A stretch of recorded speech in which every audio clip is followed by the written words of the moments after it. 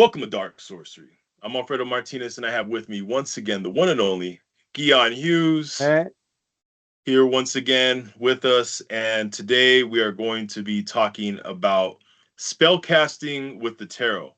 Now, I had done some tarot videos with other people before, other guests, but I really wanted to get Guion's opinion on this. Now, we're going to go deep into the tarot. Not only spellcasting, we're going to talk a little bit about the history, showing each other's tarot decks. So we're going to get deep into this, but yeah, Guion, both you and I, we have both have a passion for the tarot. It's we've collected different tarot decks, and tell me a bit about your passion for the tarot. Yeah, no, I mean, I've always been interested in it since I was a teenager. I just I'm attracted. It's almost like, when we're kids, we collect baseball cards, or nowadays they could Pokemon cards, these kind of things. So like these cards, like as adults, we could collect these and kind of play around with them and show them off and stuff like that, and still be, I think it brings up that energy from playing as a kid when you had cards or this and that. I mean, nowadays I don't know if kids do cards that much because you got everything on the phone, like you got pictures of cards or whatever. But there are some still like Pokemon cards and still collectible cards that are, I mean, I've heard they're worth a lot of money, Well, yeah, I mean the issue of cards, I mean, yeah, I collected basketball, baseball cards, etc. when I was a kid. But yeah, the fact that everything is going digital now. So one thing that I've had a hard time adjusting to is that magazines are now digital. You go to a store, a grocery store, you don't see a magazine stand anymore. That's all digital. Comic books are now digital. I remember when I was a kid, when you went to the grocery store or to the gas station, to a 7-Eleven or whatever, there was always the comic book rack. You could physically have in a comic, and now people just, oh, look at this on my phone. I'm reading a comic, or I'm reading a magazine on my phone. For their generation, maybe that's cool, but for me, I'd rather have a physical copy in my hand. Now, cards themselves, I don't know if they're digital. It wouldn't surprise me if they're going digital, but there's no way I would want a digital tarot deck or a digital cards of any kind, really. I like the fact that they're still physical, but I think they're probably going to stay physical for the near future. What do you think? Yeah. Well, I mean, on Facebook, I don't know if you ran into this, but I haven't seen it lately that much, but they have a thing where it's like rapidly showing all these different cards. It's on the screen, right? It's a program, like a GIF kind of thing, Oh, and yeah, it's rapidly going, and you click your mouse or you push your phone, push your finger, and whatever it stops on, that's supposed to be, so that's almost a way of doing tarot, So they got that. And obviously they also have where you could get an app. I haven't tried any of them, but you could get an app or just go on a website and say, pull up a card or an image that you think, and that goes to the whole concept of why the tarot works, and the science behind it, I think. It's like whatever you recognize, because these cards have a lot of different elements, that you could focus on. Like, maybe somebody pulls this and they see the bag and they're like, oh, well, I think that has something to do with this person with the bag, and the flower or the dog or walking off a cliff. So there's different ones, and it's selective. It's selective, like which one you do. So I believe divination does come from, selectively picking out things in your environment or in your cards, or whatever, Yeah, I mean, the imagery can change from deck to deck, but overall, the main concept of that imagery should still stay in place. Now, I know some decks go way off the rails and don't even have that, but as far as I'm concerned, yeah, if like take for instance the Fool, if there's some resemblance of the Fool in whatever context you want to show on the card, as long as if the imagery's changed but the concept is still there, it's fine with me. Yeah. It's supposed to awaken these certain the subconscious, certain concepts and ideas from the subconscious to the surface of the conscious mind. As long as it does that, it's fine. Yeah, and I mean, I think that's part of the method that I use currently. And in the past, I've tried to use different ones. Maybe I've read the suggestions, or there's books on tarot. I know my former teacher, Lon Milo Duquette, he did a whole thing on the Thoth Tarot, which is like the Thelemic version of, the one that Crowley did, and it's a beautiful deck, and it's got a lot of symbolism and all kinds of stuff. I didn't actually pull that one out, but this classic one, like you said, the Fool, it resonates with me a lot, and it actually, every time I get a new deck and look at the new, even if it's a new Fool card that's totally different than this one, I still have the energy, the archetypal energy behind the Fool, and what it is. It's being carefree and not caring about, taking radical risks, and, not being so organized, and stuff like that. That's my own interpretation, but that somebody else could have a totally different interpretation by looking at this, and saying, well, no, I think he's just happy, or, or he likes animals because he was a dog, right? Or he's, he just doesn't care about anything because he's got such a great view. Not even looking that he's like walking off a cliff. Some people could say it's walking off a cliff. Some people could say he's admiring the view. Some people say, he's just doesn't care, and that's like a good energy for them. So it could be positive or negative. And they could say, well, you're acting like a fool and you're not paying attention to obvious signs that you're going to get in trouble. So it could be negative too. So there's a shadow and a light side to everyone too, I think, going along with that. Yeah. Yeah, definitely. And we'll get into that later on because, there's 3 cards that kind of stood up to Guion and asked if I would speak on them. And that's the Fool, the Magician, and the Devil. And we'll get more in depth on those later. But for now that we're starting out, let's talk a bit about the history of the tarot. Now, the tarot first appeared in Italy in the latter half of the 14th century. And there's also, I believe, someone in 1392, someone was being paid to paint 3 tarot decks for King Charles VI of France. That's where we first, according to history, see the tarot appear. But there's all this lore surrounding the tarot as to, well, was it something earlier than that? Now, my opinion is that as long as mankind has recognized that certain images and certain concepts tend to bring certain ideas from the subconscious to the conscious mind, it's existed in some form. Now, there's different theories. Some people say that gypsies brought them to Europe back in the day, even before the 1400s, fleeing persecution in India. There's some people who say that, it was Thoth or Hermes himself who has this imagery, and kind of eventually it was passed down to us from ancient Egypt. There's all kinds of ideas of where it originated before the 1400s. What's your opinion on that, Guion? I mean, the story I've always heard is that there's there's always, before the tarot or divination cards or oracle cards or whatever you want to call them, they had playing cards, and so people would take the playing cards and use them for other things, whether it was just to meditate on, or sometimes sometimes people would actually I forget the story behind it. It may come to me, but there's a story. No, I think that was in England. Yeah, here's the story: is England had where you had to actually get a pay tax to make cards, playing cards, like gambling cards, right? And so that people would make their own. They could draw their own, because back then there wasn't a printing press and all that, so people would draw them out. But the thing is you had to pay the king or whatever, or the government, a tax to actually draw the cards out and have the playing cards. So they were taxing gambling essentially, right? Or gambling tools like the cards, right? So they didn't really have enough resources and stuff for every card to have a stamp on it, right? But every deck had to have a special card that was made from the government, that had a special thing, that they knew, the king, the king's card or whatever, right? And that card was like the Ace of Spades. So the Ace of Spades was actually like the only card, you could have that one. And then if you had the Ace of Spades, you could probably get away with drawing your own cards or making your own playing cards, Right. So, but if you didn't have the Ace of Spades, it was actually, because, this is the old days, back in the old days, you actually could not only, you wouldn't just get a fine or something like that. You could literally be killed for treason, for insulting the king, for not having the Ace of Spade card, that the king produces it, or the king's scribes produces, you know.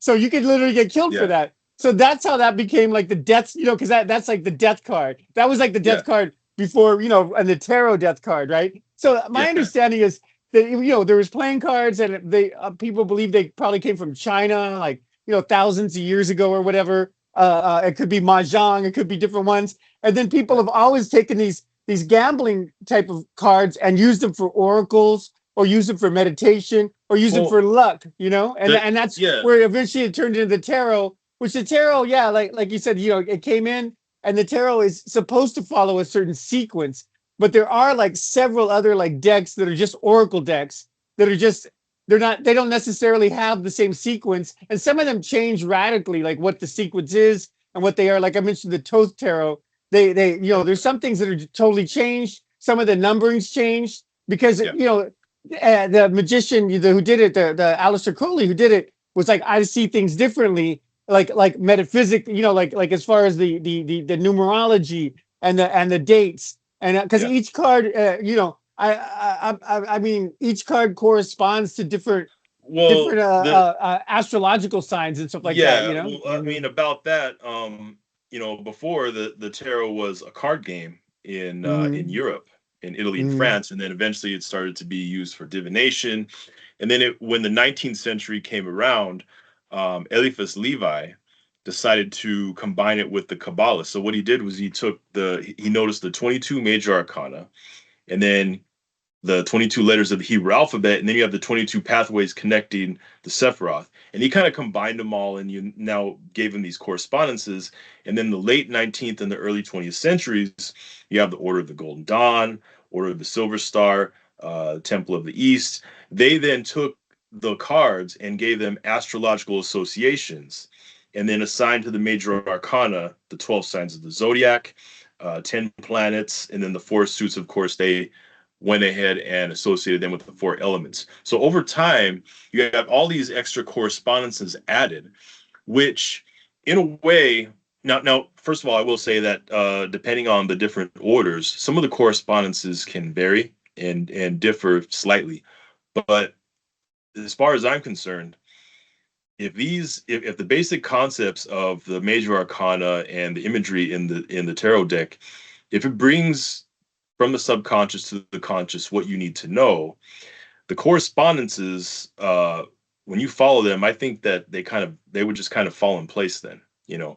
And you Mm-hmm. don't necessarily have to follow one particular. I mean, if your mind tends to work with the interpretations of this order or that order, that's fine, as long as you're able to access the subconscious and the pieces fall where they may. And then I think it still works the same. What do you think?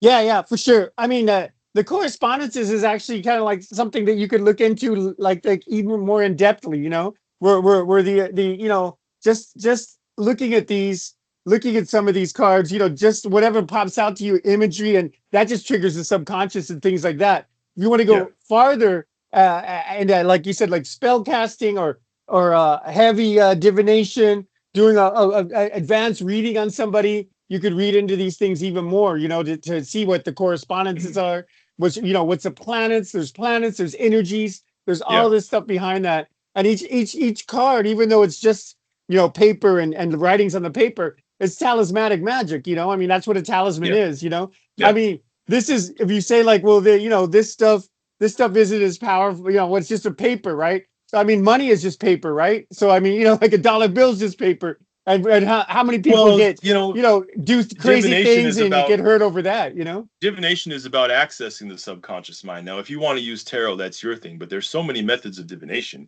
And Oh divination yeah. is nothing set in stone. Everyone has their own method of divination. I mean, you can have your own chaos form of divination. You can use Yeah. whatever you want. You can I'm sure that big corporations and companies have through their logos allow someone to access the subconscious mind, say, you know what, I want to buy that product. You know, there's so many different ways you can access the subconscious and bring to surface. You can get very creative with it, but you know, tarot is a passion that we have. And so what we'll do now is let's go ahead and show off some of the artwork of our favorite tarot decks. So First of all, I'll go ahead and start out with a few of mine, and then I'll let you go ahead and show yours, and we'll get into spellcasting in a little bit here. So, first of all, everybody knows the Rider-Waite deck, but there was also the French Marseille deck, which was a precursor to the Rider-Waite. So here we have the Lovers right here. Okay, so right here we have the Lovers. All right, French Marseille deck. There's Death right there. Mm-hmm. Okay. And then we have the Tower right there. Wow. Yeah. All right. And then here is Judgment right there. And so that's the French Marseille deck. Now I'm going to show a little bit from the Necronomicon Tarot. And this is a tarot deck that's interesting to me. So we have the Magician. And the Magician card here, you're seeing Nyarlathotep, and he is judging someone who has failed him right there, and he's absorbing his essence. Okay. And then on the Emperor, you have the Egyptian god Amun, which, later on, in a later dynasty, they combined him with Ra and Amun-Ra, and Amun is where we get the word Amen. Okay. So, and then right here, Ithaca, which is the witch Ithaca, which is under Nyarlathotep. Here she is, go ahead, and she's looking into a mirror, you'll see, and there's the image of a young, beautiful woman, and as you see, she's not so beautiful there, but that's that image there. The devil, you have Cthulhu right here. Okay. And then I thought this was interesting, the Eight of Discs. So here you have a necromancer, and he's got a corpse laying there, and her guts are hanging out, and he's got a book, and he's doing some necromancy right there. So there's that one right there. And then I have the Luciferian Tarot, which is here's the backside of the cards. Michael W. Ford's deck. So now, I mean, these are very, very interesting here. So I'm going to show you. Here is the Magician card right here. Now, what's going on in this one is he's actually summoning Beelzebub right here. And then you have a bunch of flies flying around right there. I love this one. This is the Lovers. See, there is Eve making love to the serpent. Yeah. Very cool imagery right there. Okay, and then you have the Hermit, which is Lucifer, and you'll see a devil shadow right there casting behind him. Then you have, I wanted to show off Death. Here's Kali right there. Yeah. Yeah, very, very cool artwork. I love this artwork. I love it. And this is interesting right here because you have the Devil card. And right here you have a three-headed devil, which is Lilith, Samael, and Cain. And then in the fire there, you have Set in the background. Oh, wow. So, yeah, so that's just a few of my favorite decks. I wanted to show off some artwork. So go ahead and share some of yours. Yeah, well, I mean, like you said, everybody knows the Wade Rider. I got an extra big one though to actually work with, and so everybody, that's the classical Fool one. The ones that you did were like predate these, but this is the ones that the Magician. Right. These are extra good size, so that's what I like. We got the some people prefer those, and that's fine. Yeah, and I think when people think of tarot, they think of this, and some people think this is the only tarot. I mean, I think, but I mean, it's not, like we just are showing here. But I mean, we got the Hangman. It's the standard. It's the standard for tarot, but definitely is the standard for that. So one of the decks that I got here that I think is really interesting and kind of dark is the it's actually called the Baphomet deck. This is the book that comes with it. It's Akron and H.R. Giger. H.R. Giger did the artwork, and another the movie Aliens. Like from Aliens. So he did the artwork for this, and then they actually have a book that explains like the correspondence and everything by this guy Akron, which I'm not too familiar with him. But so anyway, here's some of the ones here. You got the Fool here, which is it's really dark. It's kind of like the guy has a gun in his mouth kind of thing. So, I Yeah. mean, and it looks like he's also been fooled by like kind of some kind of stripper or something that has their butt in Yeah. his face. So that's kind of the magician card I think is really interesting. It's just it shows like all kinds of detail. If you look in here, there's all Let me kinds of take a little look. creatures and stuff. But- And that's a Okay. it's a woman that's kind of like kind of like putting her essence into the.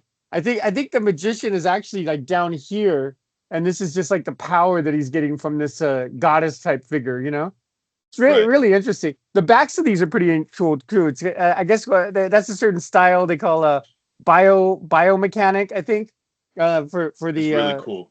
yeah. So the backgrounds are really cool here. Here's like the devil, which I think it's really cool. They have the horn thing, but they also have like a really pure white woman, which is like that's their interpretation. Right. Here's death. I like that. So this one, the lovers, I think is really interesting. It's kind of like I don't know if you'd say it's serpents. It's almost like making love to an alien. So, Some it's almost completely like different species. yeah. It looks like it looks kind of like a woman, and she has two different aliens that are like if you look at the close up there, two different aliens that are kind of like like Yeah. looks like they're kind of making out with her. And then you can see the serpent motif down there too. They kind of go for the serpent one that the Necronomicon book that you did, It's beautiful. Yeah. And here's the Wheel of Fortune. We got a couple of like dominatrixes, and so these are you get the idea with these here's a couple more here. This one's really kind of like out there. The Hanged Witch. They have the Hanged Man, but they actually call it the Hanged Witch here. Ooh, I like that. Yeah. They have that, and they have this. This is actually another artwork that he's done, and it reminds me of what is it, Daedalus, one of the demons that has like all these things coming out of him, but there's like flying up, and it's actually the Justice card. Oh, And okay, yeah. I've seen this before. It's actually a crucifix fashioned into a slingshot. So it's almost like Whoa. so it's almost like if the priest is showing you this crucifix instead of it's almost like saying, well, don't just trust that crucifix like Dracula, that like send somebody. You better have a Like, a I'll throw your slingshot lies too. back at you. You also have a slingshot to hit the person. So it's almost like saying the power of Christ isn't that much. Yeah, the power of Christ does not compel you. You need stones. You need a stone or a sling to actually attack people. The Hierophant, I think that's pretty good. That's interesting. So I mean these and this is how, like we were saying, we meditate on these, and it's good. All right, I'll end with these last two. This is Strength, which it kind of looks like a sexual thing too. A lot of these are very sexual, So Strength, and the Hermit is really interesting. It almost looks like some kind of war thing or something, looks almost like a war hermit or something. So so there's that. This deck is like I said, it's called the Baphomet deck, and it's not that many cards. They're really more of an art set. So you could actually do divination with this, I believe, but I think it's more like because it's only the trump cards, only it doesn't have all the minor arcana, the different minor. suits. It's only the major arcana, which are also you can call the trumps. Here's an interesting deck that I ran into. I forgot that I had, and it's really simple. So each correspondent, it's actually called the Tarot of Gemstones and Crystals. So it's actually so somebody went through the tarot and they just have a picture and the name of what they liken the crystal or mineral they liken to the tarot. So this is the Fool, and it's Silex on the Fool. This is the Wheel of Fortune. Alexandrite. So it's just interesting, Temperance is rose quartz. So you get a picture, and then if you actually do, it's interesting. So Snowflake Obsidian is what they liken the devil to.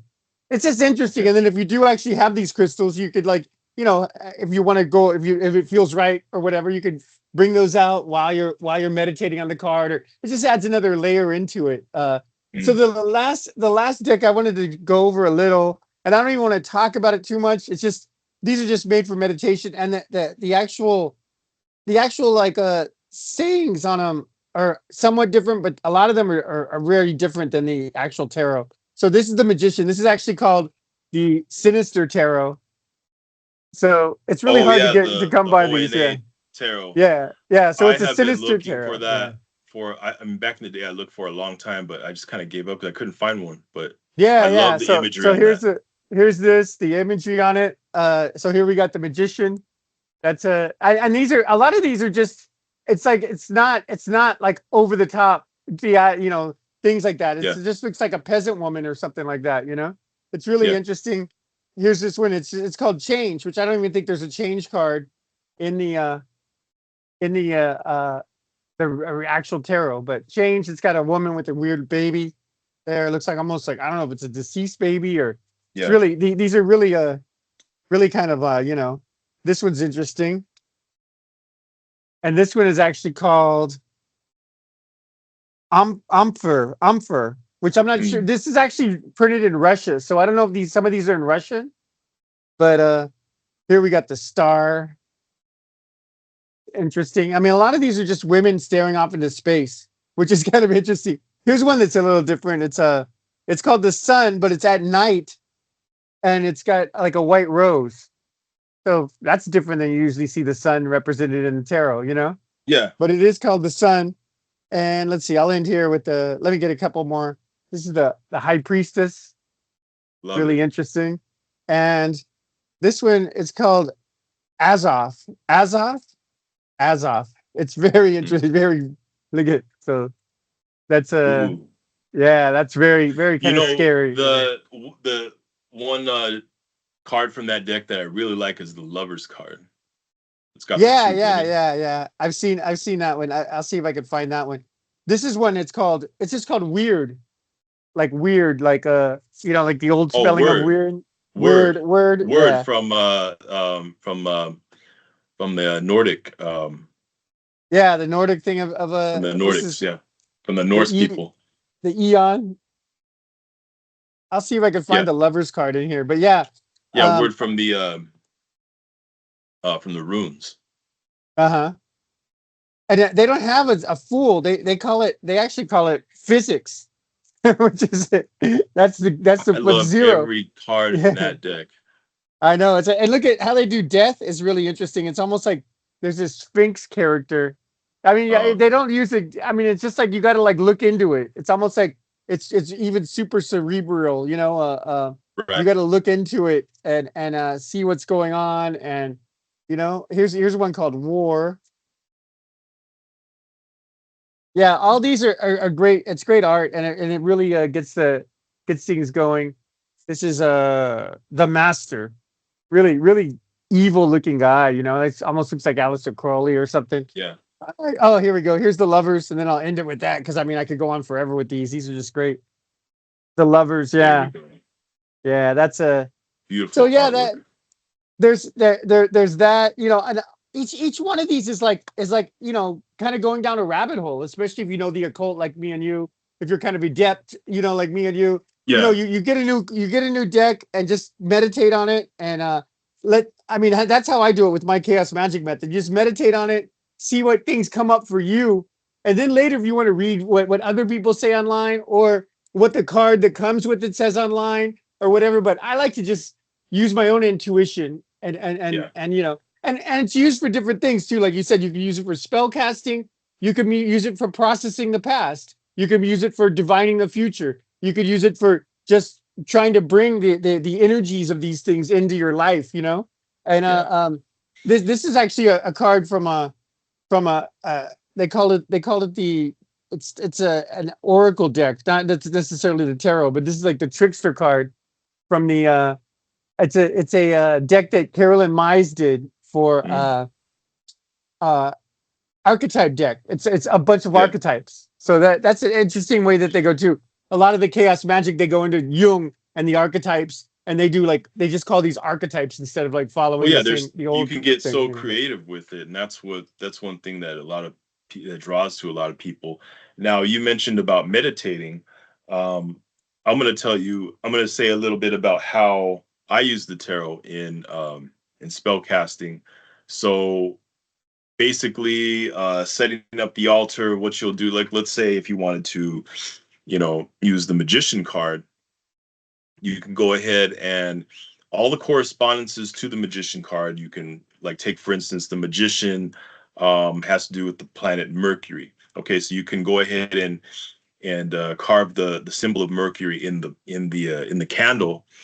Get all the incenses, crystals, everything that corresponds to the magician and to the planet Mercury. Kind of just lay them all out on the altar, get the incense going, and then as the candle's burning, you can go ahead and say an incantation. The like say the magician card has to do with skill and becoming better at what you do, ascension. That's kind of how I take it.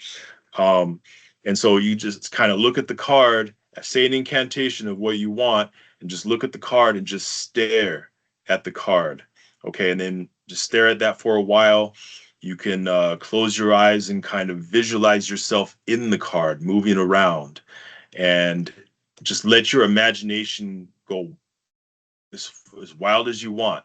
You're in the card walking around, and then just let your imagination take you from there.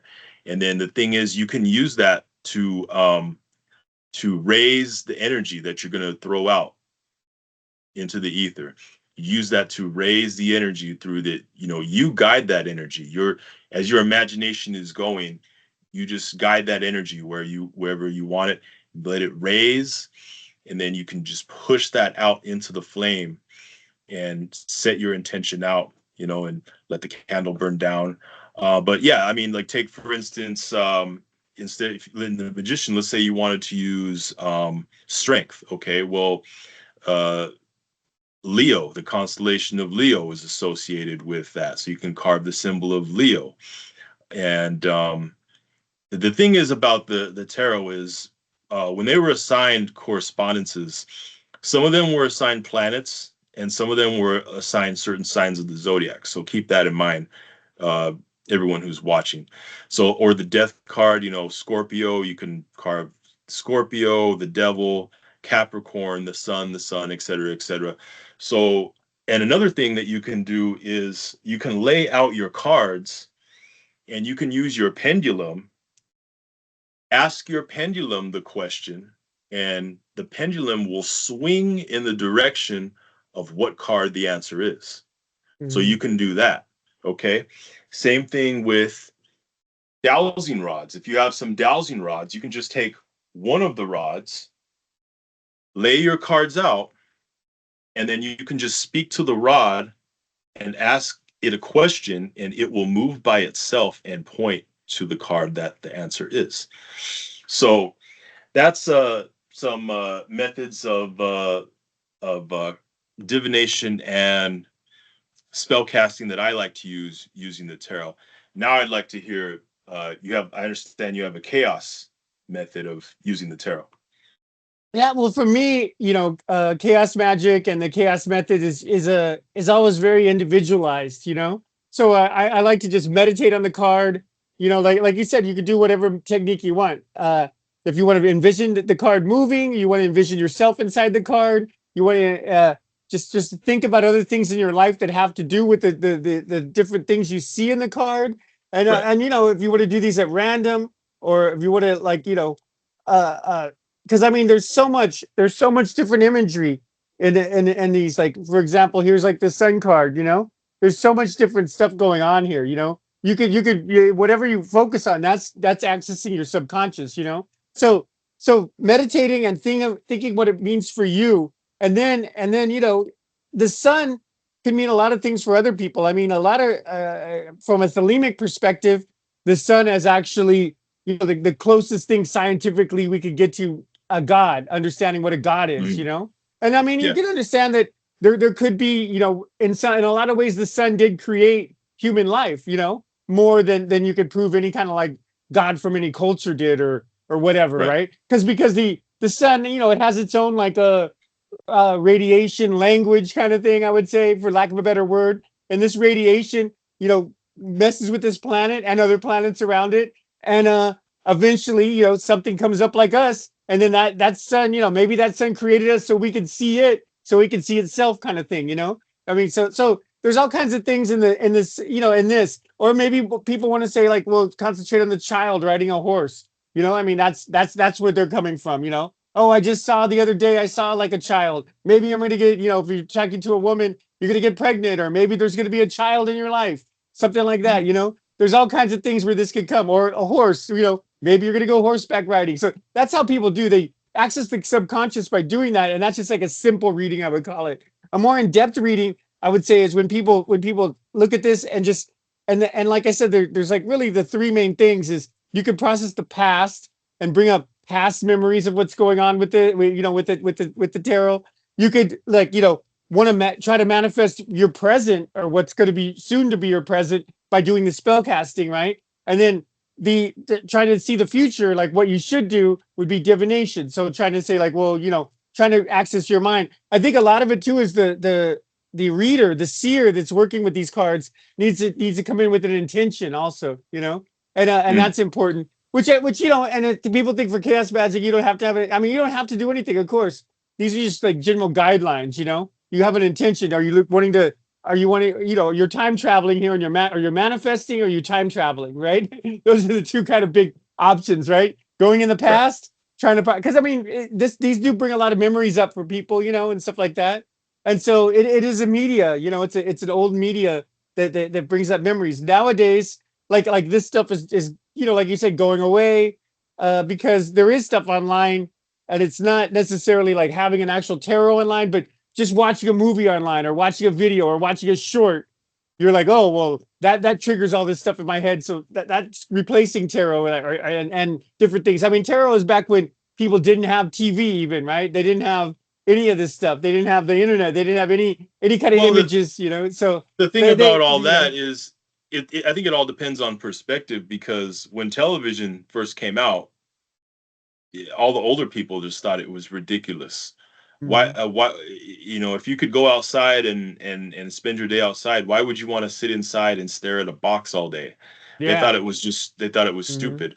But nowadays, for us, we grew up with television, so it's something normal. It's something normal for someone to get up and watch the news or watch your favorite shows, just sit there for hours. It's and the same thing with now that if these cards are moving into is digital, as long as they trigger the subconscious mind and give you epiphanies, I don't think it matters. I think that's fine. That's their way of that's the new generation's way of accessing the subconscious, and that's the whole point.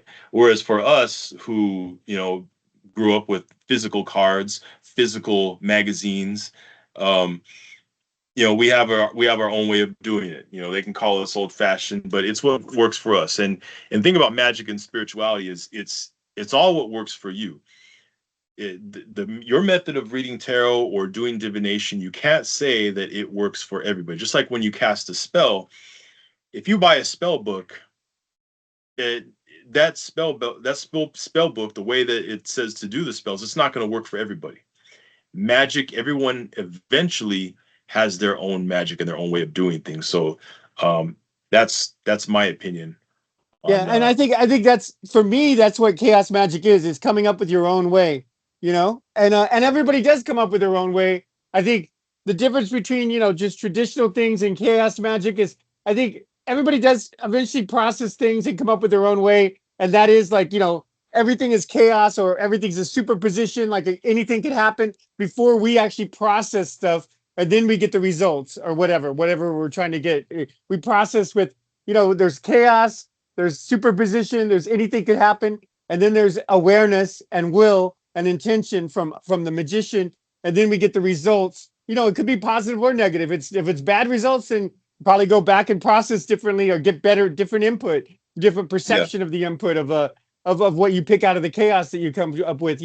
So I mean, but the main thing is you come up with your own way, and everybody does anyway. And that's why, in a chaos magic point of view, I believe that, I mean, anything works, you know. I mean, if somebody wants to use, instead of tarot, they want to use the Bible, or they want to use the Okay. Quran, or when they Yeah, and think, I that could mean, work just fine. You know, you know, you can use just regular playing cards, yeah, and or regular playing cards. People use yeah, that all the time. Regular playing cards, and just the numbers are significant or whatever. Regular playing cards. I mean, people do it all these different ways, and whatever clicks for them and does it the best way is the best way for them. That's not for everybody, you know. But I mean, for yeah, me personally, I like you said, you know, like we talked about in the beginning, I like to collect different sets of cards and like have them to, you know, to do different things. One of the things that I did the one time was, you know, during Halloween, they actually had a tarot decks, full like tarot decks. They were kind of flimsy. I might have one of these around here still.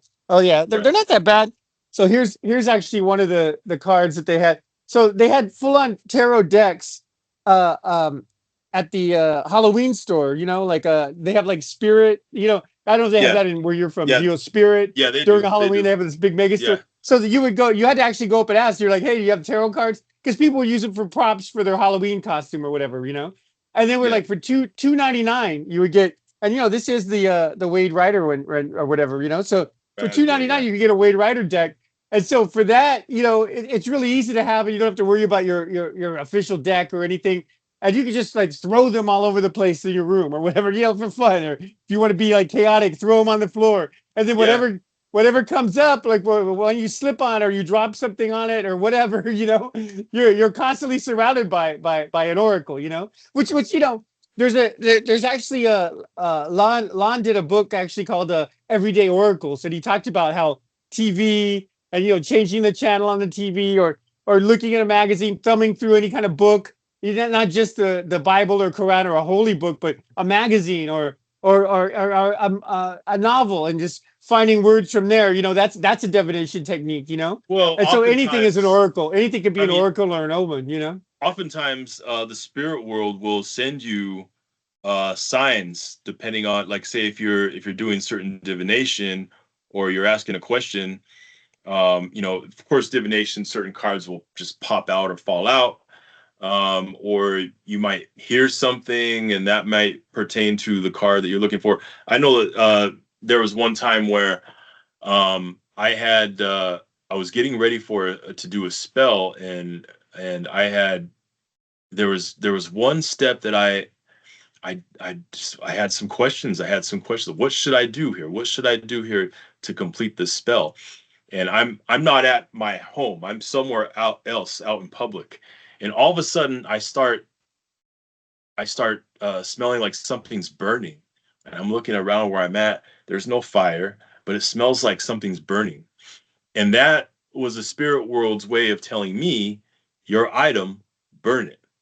And then I Mm. thought, okay, that's what they're telling me. Okay, there's no, so that means that's a sign from the spirit world. So you got to pay attention to your surroundings too, of everything. Everything in this matrix, that there nothing happens by chance. Everything is for a reason. Everything is there to it has correspondence. You know, as above, so below.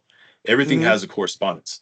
So, but yeah, so now what I'm going to do is speak a little on the fool, the magician, and the devil, since you kind of felt on your heart that that's something that should be spoken on. So what I'm going to do is quickly just go ahead and speak a little bit on the fool. So here we have the fool, and so it's the element of air, the planet of Uranus. Now the Hebrew letter associated with this card is Aleph. And Aleph, if you just, you know, it's kind of just silent almost, but Aleph. It's the first letter of the Hebrew alphabet. And it's like a fresh breath of life born into the world. It's like a creation, you know what I mean? So it's like, it's the first letter. It's like the breath, okay, breath of life. Now, Hmm. this is actually synonymous with Dionysus. Dionysus was, hold on, I got something popping up on my screen here. Let's click out of that. Okay. Anyway, so Dionysus, it was a union of Zeus and Demeter, and then you got Dionysus. And also, I want to take a look at. I'll show you the Dame Fortune Wheel Tarot, which is an Italian deck. Here, this was before the Rider Waite. You'll see that it's a jester. It's a joker. Mm-hmm. Now, originally the Fool card was the Joker card in the tarot decks. So when Mm-hmm. you see this earlier Fool card, you see a jester here, and he's got horns. Well, actually, originally Demeter was born with horns, but if you look at the jester, it's implying the horns on top of his head.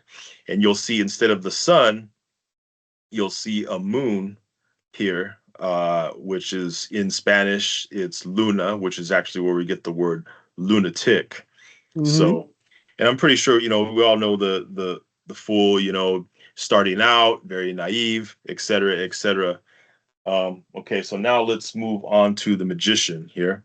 Now, the magician is interesting because in the magician, you have right here, this is actually symbolizes Mercury himself. Mercury, um, in fact, the word Mercury comes from the words mercs and mercator, which is where we get the word merchant from, because the magician is very skillful and very cunning. So, and Mercury is also Hermes. And so the planet Mercury is associated with this card. So the Hebrew letter associated with this card is the Hebrew letter Bet, which means house. So as a magician, as you grow in your practice, you're building your house, you're building your foundation, your spiritual foundation. And the magician has a lot to do with skill and diplomacy. And and if you take a look at the mythology of Mercury, he was very good at talking his way out of things. So just know, as the magician, as you grow and you build your house, that you're becoming very skillful, you're very diplomatic, and eventually nobody can outsmart you. Now, I just want to show a little bit here is the Marcel deck of the right here. There he is. He's kind of someone who's got bartering and very skillful right here. And the Italian deck right here, Dame Fortune's Wheel Tarot, you have, of course, it was called the Juggler earlier, right there. Okay. Now let's move on to the Devil. So now in the Devil card, you have, of course, it's associated with Capricorn. And if you take a look at his hand, the gesture that he's doing right here, this gesture that he's doing, what it is it's this gesture that he's holding up right there, it's actually means taking things at face value. Okay, so the thing about this is obviously the two at the bottom, they took things at face value. And when you take things at face value and you don't look deeply, it can get you very chaotic, and it can be damning. So you want to always read the fine print no matter what you do. And now if you take a look at the French Marcel deck of the Devil, you will see here that he has the ancient shamanic helmet on his head right there. And you'll also see on the Dame Fortune deck, same thing right there. Now you'll see that, of course, he's got a pitchfork, and the pitchfork, keep in mind, was wielded by Poseidon and Shiva, and also represents the Baphomet, the god of Mendes, and also symbolizes the deity Janus, who guides the destinies of people and spins the wheel of fortune. This is from the Dame Fortune Wheel of Fortune card right there. So yeah, there's just some commentary on those three. I thought I'd speak on those three, as you felt that we should speak on that. So yeah, there's that. Anything else you want to add to this video? Oh, well, I mean, if I could go real quick, but just in general, what my own personal Yeah, things when it comes yeah. to readings, when it Go comes to ahead. like reading, simple readings for people, usually this, like you said, naive people are maybe taking things, depending on whatever cards next to them, taking whatever problem they got, not that serious. They should take Yeah, things more serious. Could be that, or it could, I mean, on the light side of it, it could be you're happy-go-lucky. You're taking things, with stride. yeah, You're rolling with the punches. You're not taking things too. So you're it could be a sign that you're calming down and not being so stressed out. So that's okay with the fool. The magician usually is and you mentioned this a little bit. Is somebody who is actually got things going on. Maybe he's got a good job and got financial things going, got plans going. So they're actually working and doing good. You're actually doing good. The opposite side, it means it could mean that I mean, the magician usually is a looked at as a positive card. Like if you're looking for a job, it could mean anything. yeah. Like you could do anything, jack of all trades. You're very Oh, adaptable. So you're go holding ahead. up the magician card. One thing I wanted to say really quick, that while you're holding it up, go ahead and hold it up to the Yeah, right there. He's got one arm going up and one going down, as above, so below. And then he's got yeah. an infinity symbol above his head. I wanted people to take note of that. So there's hmm unlimited power he can draw up and wield. But anyway, as you were saying, Yeah, yeah. So and you see here too, he's got all the elemental weapons for traditional magic. He's got the a cup. He's got a sword. He's got a staff, and I believe that's a wand or a candle in his hand. And he's got a pinnacle. So I mean, and this is like really golden dawn and everything. So it's basically saying, you're doing good. You're manifesting your reality. You're the way you want it to. In general, the devil card has meant like an addict or a narcissist or somebody in your life that's that or it could be that person. It's hard to break that to the person though. They're being selfish. They're generally you're like an addict or somebody, a gambling problem or something. Somebody who just brings in, takes it away from people that need things for food and to get by just for their vice, which whether it be sex, gambling, drugs, whatever. mm, That's generally the devil card, what is represented in readings that I've done and I've seen other people do. So I mean, I think those are kind of standard things, but I mean, of course, like I said, with the chaos magic, it can mean whatever you want, yeah, So yeah. exactly.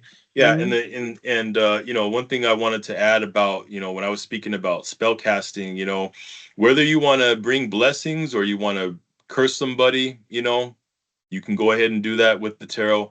Um, And yeah, I mean, you could take the devil card and let's say you wanted to go ahead, or the death card, you want to go ahead and curse somebody, or you wanted to bring some chaos into someone's life. That's fine. If you wanted to take the death card and just instead of having someone die, you just want change to come. Okay, Yeah. that's fine. hmm You can do that too. It's all a matter of perspective. So hmm that's just something I wanted Yeah. to throw in there. Yeah. And the tower card is usually considered very negative. Like Yeah. that's like something it's really like a tower falling down, not where you Yeah, think if is you a wanted tower, someone's Yeah. kingdom to go ahead and fall, that's fine. But if you wanted to go ahead and bring some chaos into your life and have, your structure fall in order for a new one to be built, which is sometimes it needs to be done in certain Yeah. cases. So yeah, Yeah. You could, I mean, yeah, yeah. I mean, that was like when I was a punk rocker. That was the whole thing. They called it destroy and rebuild. You know, and right. it's possible our country's heading in that way. I don't want to get all political, but we could be heading in that It's way. I mean, it is pretty. There is some pretty crazy stuff going on now. But it could be destroy and rebuild. I mean, I don't it I could don't be. know if it can be fixed the way it is. Maybe it needs to crumble before it can be built up again into something great. So I Yeah. don't know. It depends on everyone's perspective, but I definitely see what you're saying. Yeah, yeah, and the way that they're talking about it is there's this thing called and this had some occult leanings too. Was accelerationism. Have you ever heard of that concept of accelerationism? Yeah, but Yeah, I don't know too much about it. Go ahead and explain yeah. a bit about Oh it. well, so what it is and there was the guy. His name was Nick Land. He was a guy from the UK in the '90s. He came up with this kind of idea, and there's actually two schools of thoughts on it. It's basically to say, okay, like our systems are broken, and we see what happens like with capitalism, for example, right? People are going to suffer, right? And it's going to cause war. It's going to cause civil Yeah. unrest. It's going to cause No these problems we've no seen, system is perfect. Yeah, and I mean that's almost with any system, right? So same thing with communism, right? It's capitalism, communism, the United States system, the mixture of the two, whatever it is. So the people with accelerationism, they believe that, you know, on the left, they believe that it's kind of more because there's two schools of thought. There's a left wing and right wing on it. The left believes it will accelerate things and then it'll all explode, and you'll see like they'll be like, hey, look, there's capitalism. It was horrible. Don't go back to it. They've got to do something better. Not saying communism was better, but communism pretty much got destroyed with the Soviet Union and all that. I mean, mostly. So capitalism gets destroyed. So we're not going to go back to that, and they think that there's going to be something rebuilt better, right? And then the right wing, usually some on the right wing believe that too, but a lot of people on the right wing believe that if you just accelerate things, I mean, it's all going to go bad anyway. So you might as well get it over with, So you might as well just accelerate, go to the extreme, charge people for all this stuff that they go to capitalism. It's ridiculous, like you're bankrupting people because they get cancer and stuff. Which I mean, I don't agree with that, but it's kind of evil at the set. But they say like, go ahead and do it, and then a lot of that too, which is really sad, is that's where a lot of it's almost like a cultural, like a genocide type thing or eugenics type thing. Like if you can't make it in capitalism, then maybe you shouldn't make it. Maybe you shouldn't be comfortable. Maybe, if you can't afford health insurance, maybe you should just die. I mean, which is really negative and stuff. But I mean, that's like, a lot of people from, like the hard truth kind of like that. And I believe way more in the destroy and rebuild model, and I don't even know, accelerationism in general is kind of like, it's becoming a really hot thing though, because they believe that that's where our what a lot of people are thinking to do, even though they don't say that out loud. And it is kind of an occult, idea that came from this Nick Land, who was actually a professor in England back in the 90s. So I mean, if you want to look at it more in your own interpretation, that's how I interpret it. But I mean, I see that, and I'm not sure if that has a lot to do with the tarot, but like that's came to me from this tarot thing. So I don't know. Yeah, there's lots of directions that can come from epiphanies from the tarot, because the tarot is supposed to awaken your subconscious and let your imagination go free, and that could lead down to many different rabbit holes. But Yeah. everybody has their own different rabbit holes that they're meant to explore and meant to go down, and that they're meant to think of at that time. Mhm. So, but yeah, so yes, that's it's been a very good discussion on the tarot.